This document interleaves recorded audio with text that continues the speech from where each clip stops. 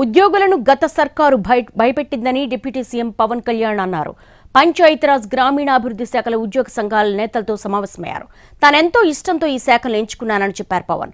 తన తండ్రికి జీతం సమయానికి రాక స్కూల్ ఫీజు కట్టకపోతే తమను బయటకు పంపిన రోజులను గుర్తు చేసుకున్నారాయన.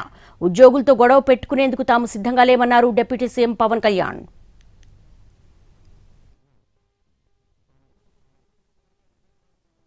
ఉద్యోగులను గత ప్రభుత్వం భయపెట్టిందన్నారు డిప్యూటీ సీఎం పవన్ కళ్యాణ్. పంచాయతీరాజ్ గ్రామీణాభివృద్ధి శాఖల ఉద్యోగ సంఘాలతో నేతలతో సమావేశమయ్యారు. తానెంతో ఇష్టంతో ఈ శాఖలను ఎంచుకున్నానని చెప్పారు పవన్.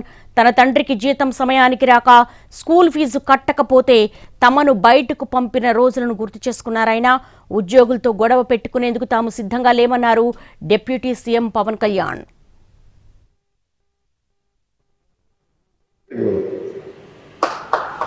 అది మేము అర్థం చేసుకోగలం, కానీ మేము మీకు భుజం కాసే వ్యక్తులం.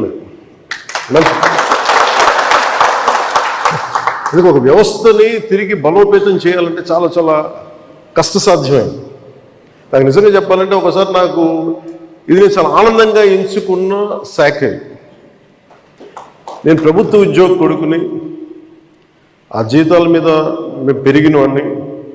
మా నాన్న జీతాలు రాకపోతే మమ్మల్ని స్కూల్ బయటికి పంపించి మళ్ళీ జీతాలు వచ్చిన తర్వాత మళ్ళీ స్కూల్లోకి అలౌ చేస్తున్నాయి.